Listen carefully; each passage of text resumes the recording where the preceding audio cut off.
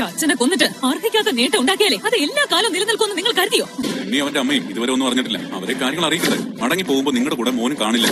Hello guys, അങ്ങനെ നമ്മുടെ മഹാലക്ഷ്മി മഹാ എപ്പിസോഡിൽ പൊട്ടിത്തെറിയോട് പൊട്ടിത്തെറി. അതേ കൂട്ടുകാരെ, നമ്മുടെ മഞ്ജു ജയിലിൽ വന്ന് പ്രതാപനെ വെല്ലുവിളിക്കുകയാണ്. എടാ, നീയാണല്ലേ എൻ്റെ അച്ഛനെ കൊന്നത്, നിന്നെ ഞാൻ വെച്ചേക്കില്ലടാ. വാമദേവനിട്ട് നല്ല മറുപടി കൊടുക്കുന്നുണ്ട്. എൻ്റെ അച്ഛനെ കൊന്ന് എന്തുണ്ടാക്കിയിട്ടും കാര്യമില്ല, നിങ്ങളൊക്കെ പാഠം പഠിപ്പിക്കാൻ പോണുള്ളൂ.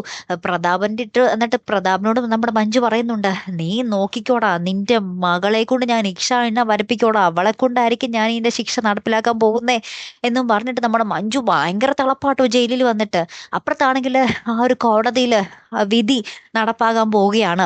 അപ്പൊ ആരാണ് വാദിക്കാൻ വരുന്നത്? നമ്മുടെ കണ്ണൻ തന്നെയാണ് വാദിക്കാൻ വരുന്നത്. കണ്ണനും അനന്തവും ഉണ്ട് കേട്ടോ. എന്നിട്ട് നമ്മുടെ കണ്ണന്റെ അടുത്തുനിന്ന് നമ്മുടെ മുത്തശ്ശി ഇങ്ങനെ കാല് പിടിക്കുന്നുണ്ട്. കണ്ണാ മോനെ, എന്റെ മോനെ വെറുതെ വിടണേടാ എന്നൊക്കെ പറയുന്നുണ്ട്. അപ്പൊ തന്നെ നമ്മുടെ ഉണ്ണിയും ദുർഗാമ്മയും എല്ലാവരും എത്തുന്നുണ്ടേ. അപ്പൊ നമ്മുടെ കണ്ണൻ മുത്തശ്ശിയോട് പറയുന്നുണ്ട്, ഇതേവരേക്കും ദുർഗാമ്മയും ഉണ്ണിയും അറിഞ്ഞിട്ടില്ല നിങ്ങളുടെ മകന്റെ പ്രവൃത്തി എന്താണെന്ന്. അവരും കൂടി അറിയുമ്പോഴായിരിക്കും യഥാർത്ഥ കളി ഇവിടെ അരങ്ങേറാൻ പോകുന്നത്.